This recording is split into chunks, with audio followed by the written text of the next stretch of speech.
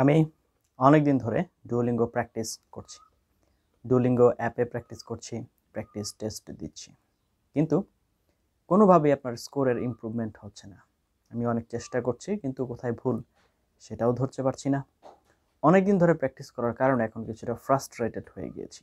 এখন আর ভালো লাগে না, বিষণ্ণ হয়ে যাচ্ছি। আমি একজন ছাত্র, আমি একজন প্রফেশনাল পারসন, আমি একজন বিজনেসম্যান। যেই হয়ে থাকেন না কেন, অনেক ক্ষেত্রেই আমাদের এটা করার প্রয়োজন হয়ে থাকে।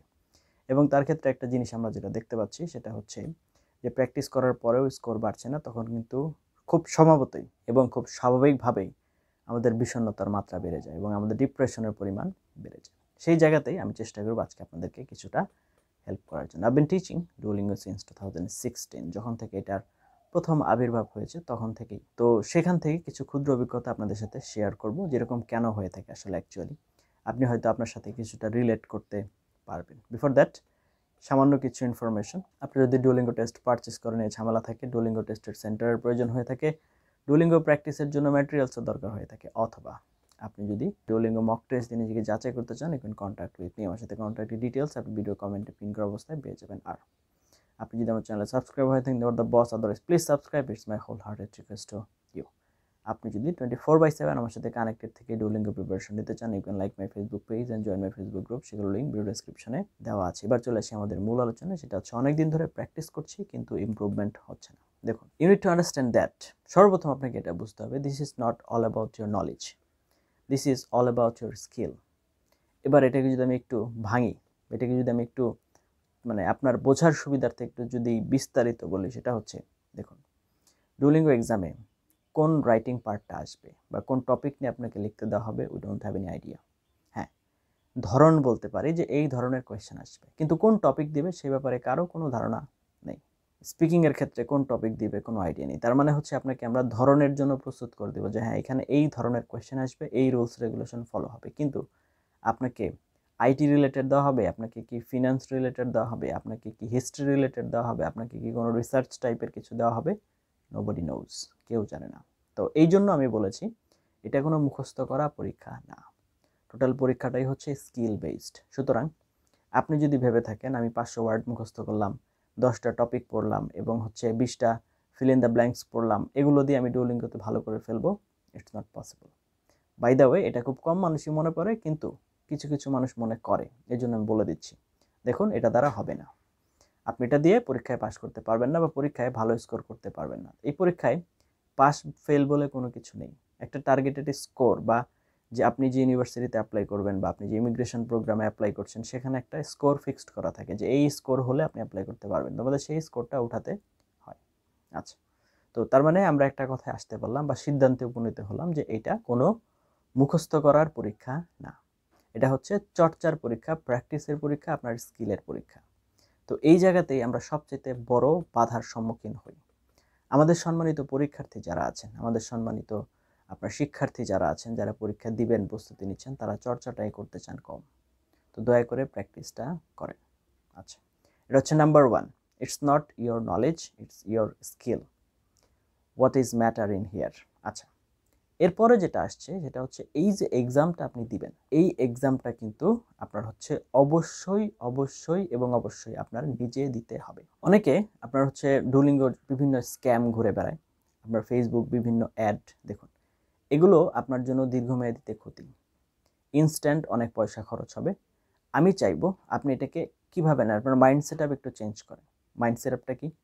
আপনি ডুওলিঙ্গোকে দেখছেন একটা বাধা হিসেবে, আমার কাছে মনে হয় এটা আপনার একটা অপরচুনিটি হিসেবে নেওয়া উচিত। কিভাবে? আমরা দেখুন, আমরা যারা বাংলাদেশে পড়াশোনা করেছি বা করছি, আমাদের ইংরেজিতে একটা ঘাটতি আছে, স্বাভাবিক, right, it's natural, as this is our second language. থাকাটা খুবই অস্বাভাবিক কোনো কিছু না। তাহলে আমি বলবো এটাকে আপনি একটা অপরচুনিটি হিসেবে নেন, যে আপনি আপনার ইংরেজির যে ঘাটতিটা আছে ডুওলিঙ্গো প্রিপারেশনের মাধ্যমে সেটা পূরণ করে ফেলবেন। So you should consider it like an opportunity, not as an obstacle. Obstacle হিসেবে না, অপরচুনিটি হিসেবে নেন। আপনার যে ঘাটতিগুলো আছে সেগুলো পূরণ করে ফেলেন। মাইন্ড সেট আপের চেঞ্জ দরকার। তৃতীয়, কম্পিউটার স্কিল।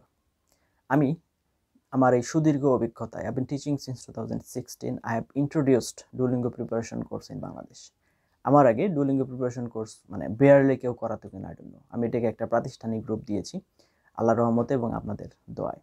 তো সেই অভিজ্ঞতার সাপেক্ষে বলতে পারি যে অনেকে আছে ভালো স্টুডেন্ট, ইংরেজি অনেক ভালো পারে, ইংরেজি অনেক ভালো বুঝে লিখতে পারে, বলতে পারে, কিন্তু as Duolingo exam is computerised, that means online based, তো আপনি এখানে টাইপিং করতে পারা, একটু দ্রুত টাইপ করতে পারা, কম্পিউটার স্ক্রিনে আপনার দেখার অভ্যাস, এটা খুব ইম্পর্ট্যান্ট। কেন?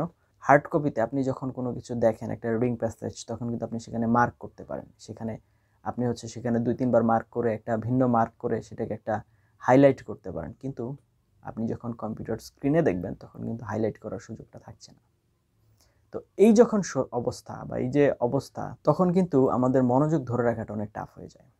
It will be really difficult to concentrate if we are not habituated with the culture of watching from screen. আমরা যদি স্ক্রিন থেকে দেখায় অভ্যস্ত না হই, তাহলে কিন্তু আমাদের এই সমস্যাটা খুবই জোরালোভাবে দেখা দিবে। এই জন্য আমি বলবো যে টাইপিং করা, কম্পিউটার স্ক্রিনে দেখা, সেখান থেকে পড়া বের করা, এই যে অভ্যাসগুলো, আমি বলবো আপনি ই বুক পড়েন, এটা আমার সাজেশন থাকবে আপনার জন্য, যে আপনি ই বুকগুলো বেশি বেশি পড়েন। আচ্ছা ঠিক আছে, ই বুক পড়লেন, তারপরে কি?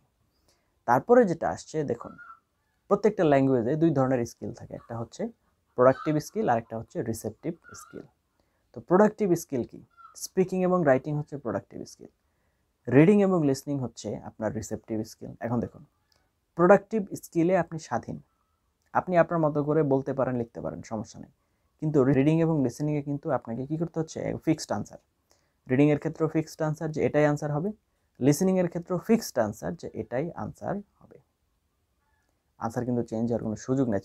দুইভাবে আপনাকে কনসিডার করতে হবে। এখন প্রোডাক্টিভ স্কিলে আপনাকে স্বাধীনতা দেওয়া আছে, আপনি আপনার মতো করে বলতে পারেন, লিখতে পারেন, কিন্তু এখানে কিন্তু একটা নির্দিষ্ট টপিক দেওয়া আছে, সেই টপিকের উপর আপনাকে লিখতে হবে, সেই টপিকের উপর আপনাকে বলতে হবে। তো এটা হচ্ছে চতুর্থ কারণ ছিল। পঞ্চম কারণ যেটা, সেটা হচ্ছে এক্সামের নিয়মকানুন সম্পর্কে না জানা। আপনাকে অবশ্যই ডুওলিঙ্গো টোটাল এক্সামটা হচ্ছে 1 ঘন্টার এক্সাম, 3টা ভাগে এটা ভাগ করা। প্রথমে হচ্ছে আপনার 5 মিনিট, তারপর হচ্ছে 45 মিনিটস, তারপরে হচ্ছে আপনার 10 মিনিটস। এই যে প্রত্যেকটা ভাগে কি কি কোয়েশ্চেন আসে, কিভাবে আসে, কেন আসে, এখানে কি কাজগুলো হয়, প্রত্যেকটা কোয়েশ্চেনের নিয়মকানুন কি, এখানে কোনো নেগেটিভ মার্কিং আছে কিনা, কোন কোয়েশ্চেনটা কতবার আসে, কিভাবে আনসার দিতে হয়, এই ধরনের নিয়মকানুন যা কিছু আছে সব কিছু আপনাকে ভালো করে জানতে হবে। তার জন্য আপনি কোথায় যাবেন? খুব বেশি দূরে যাওয়ার প্রয়োজন নেই।